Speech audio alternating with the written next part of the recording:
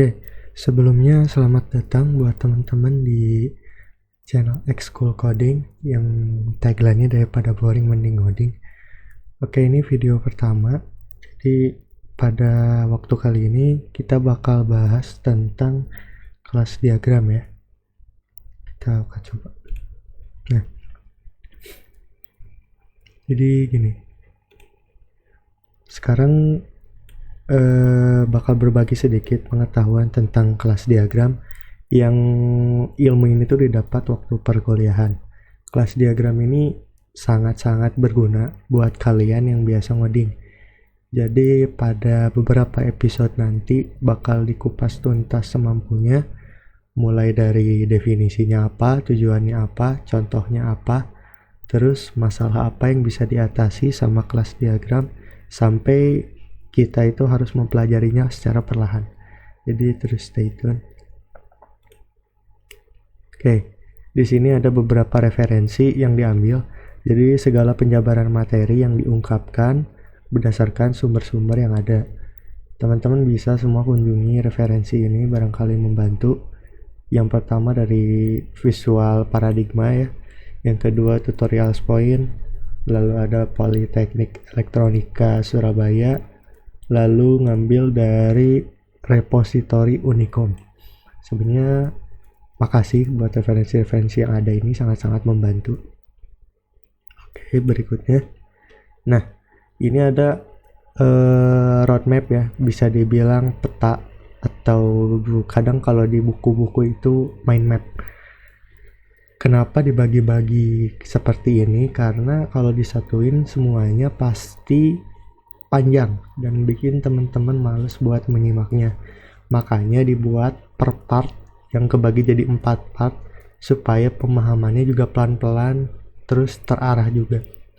Jadi di pertemuan yang pertama ini bakal kupas tentang pengenalan kelas diagram yang di dalamnya penjabaran roadmap, definisi, serta tujuan dari kelas diagram itu sendiri.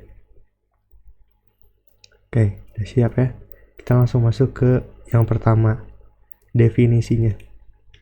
Nih, teman-teman tahu nggak sih definisi tentang kelas diagram? Nah, ini kelas diagram itu dikhususkan buat teman-teman yang sudah menguasai atau lagi belajar pemrograman berorientasi objek seperti OOP contohnya apa sih? Kayak Java, C# dan lain sebagainya ya, PHP juga bisa. Nah, kelas diagram itu menggambarkan struktur sistem dengan menampilkan kelas, atribut, metode, serta hubungan antar kelas atau objeknya. Kelas diagram ini digunakan developer sebagai acuan untuk membangun kode. Nah, jadi kata kunci dari kelas diagram ini ada kelas, atribut, metode, dan hubungan antar kelasnya. Oke, sampai di sini boleh di stop dulu buat di screenshot. Sebenarnya nanti PPT ini bisa dibagiin juga sih ke teman-teman semua. Jadi tenang aja. Oke, setelahnya kita coba contohnya ya. Nah, contoh kelas diagram tuh kurang lebih kayak gini. Ini kita buat sebuah contoh kelas diagram yang sederhana banget. Contoh ini ada kelas kendaraan yang jadi abstrak kelasnya. Oh ya, sebelumnya di sini kita ngeasumsiin kalau teman-teman udah paham OOP ya. Ini ada kelas kendaraan yang di inheritance menjadi kelas motor dan mobil. Nah, bentuk kelas diagramnya itu seperti ini kan. Apabila kita ubah kelas ini menjadi sebuah kode, maka kendaraan ini bakal bentuknya abstrak. Lalu motor itu motor extend kendaraan. Sampai sini diharap paham ya. Nah ini sebelum tahu apa itu kelas diagram, kita perlu tahu dulu dong masalah apa yang bisa diatasi sama kelas diagram sampai menyadarkan kita gitu kenapa kelas diagram itu harus dipelajari. Ini ada butuh kelas apa aja, metode sama atributnya apa aja, codingnya bisa dibaca orang atau enggak, dan perubahan di masa mendatang. Oke, yang pertama, pernah nggak sih kita ngerasa pas ngoding sering memikirkan butuh kelas apa aja ya, dan jadinya malah kelamaan mikir dibanding ngodingnya. Ngoding itu bakal lebih cepat kalau udah ada kelas diagramnya. Kenapa? Karena kita tinggal memindahkan aja kelas-kelasnya apa aja, metode sama atribut yang udah kita rancang, tinggal di coding langsung gitu. Jadi masalah yang butuh kelas apa aja sama metode sama atribut udah clear dengan adanya kelas diagram. Yang ketiga, coding bisa dibaca orang. Kadang kalau kita ngoding yang bisa baca maksud kode dari setiap kelas cuma kita doang kan. Nah, dengan adanya kelas diagram, ini sangat-sangat membantu orang lain untuk paham codingan kita. Dengan dia minimal bisa baca kelas diagram, maka dia akan paham maksud dari codingan kita. Yang terakhir, perubahan di masa mendatang. Pernah nggak ngerasa ketika ngerubah codingan yang udah lama dikerjain atau project lama, misal nih kalian ngerjain project 1 bulan yang lalu, ketika projectnya dibuka, kita merasa, aduh lupa lagi nih. Nah, kelas diagram itu bisa menghandle hal seperti itu. Dia punya gambaran hubungan antar kelas yang mereview lagi apa yang udah kita kerjain. Kayak contohnya tadi lah ya, yang gambar kelas diagram kendaraan, mobil sama motor. Cukup kita bisa baca kelas diagramnya, kita udah ngerti kalau maksud program itu tuh, oh ini ada proses inheritance. Udah, dibanding kita harus membuka codingannya satu-satu. Tuh. Nah, ini ada tujuan kelas diagram. Sebenarnya ini lebih ke formalnya ya. Tujuan secara formalnya tuh seperti ini. Yang pertama, menunjukkan struktur dari suatu sistem. Jadi kelas diagram itu menunjukkan struktur dari suatu sistem secara detail.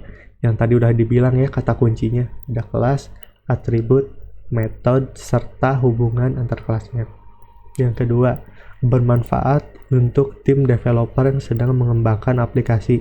Dia nggak perlu lagi mikirin butuh kelasnya apa aja, metode dan atributnya. Dia tinggal eksekusi sesuai dengan apa yang ada di diagram. 100% benar-benar apa yang ada di diagram.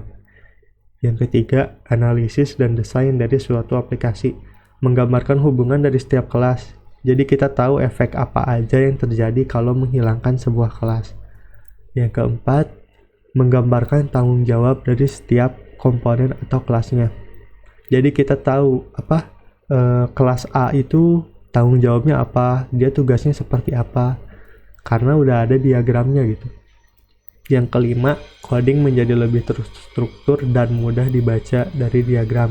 Dengan catatan, ia bisa membaca diagram, coding pun akan sangat-sangat mudah dipahami. Oke, nih berikutnya ada contoh perbandingan penggunaan kelas diagram dan tidak. Nah, ini yang di sebelah kiri ada kelas diagram kendaraan, motor, mobil yang tadi, dan ini yang di kanan berupa coding di sebuah IDE. Nah, dengan bantuan kelas diagram kita bisa lebih ngerti daftar kelas yang ada di kanan, yang ada di text editor hubungannya seperti apa. Dibanding kita membaca yang ada di kanan ini, kelas kendaraan, mobil, motor, supaya kita ngerti maksud dari codingannya, kita harus ngebuka setiap kelas satu-satu. Berbeda apabila kita membacanya lewat kelas diagram. Kita nggak perlu ngecek kelas kendaraan, kelas mobil, kelas motor. Cukup baca kelas diagramnya, semua beres. Nah, dengan adanya kelas diagram, kita bisa lebih membayangkan efeknya kalau satu kelas dihilangkan bakal seperti apa. Misal, kelas motor dihilangkan gimana? Kalau misalnya kita nggak punya kelas diagram, kita bingung. Ini efeknya kayak gimana? Kurang terbayangkan lah. Tapi coba bayangkan ketika kelas diagramnya sudah ada. Ketika motor dihapus, motor tidak masalah karena dia merupakan pewarisan dari kendaraan. Nah, yang jadi masalah, misal kelas kendaraannya dihapus, maka motor dan mobil tidak bisa digunakan karena motor dan mobil itu merupakan subkelas atau sub anak dari kelas kendaraan. Seperti itu. Nah, ini. Jadi buat beberapa episode ke depan kita bakal menggunakan tools atau software untuk membuat kelas diagram. Contohnya kayak ini ada yang direkomendasiin karena sebelumnya dua software ini pernah digunakan, Star UML, Star UML sama Visual Paradigma. Tadi udah ada di referensi nomor 1 kalau nggak salah. Cuman kalau rekomendasi aku saranin sih pakai Visual Paradigma karena dia ini gratis untuk versi komunitasnya gitu. Oke, sekarang udah ada di penghujung slide. Terima kasih buat teman-teman yang udah menyimak. Sangat-sangat terbuka buat saran dan masukan, apalagi kalau ada kesalahan materi boleh banget diperbaiki supaya kita bisa sama-sama berkembang ya. Nah, ini ada satu quotes yang benar-benar bikin tergugah lah buat semangat terus nimba ilmu. Ini teman-teman, di saat kamu sedang bermalas-malasan, ribuan pesaing kamu sedang belajar. So, jadi terus semangat, kita maju bareng-bareng, dan ya hilangin lah kebiasaan malas-malas. Terima kasih.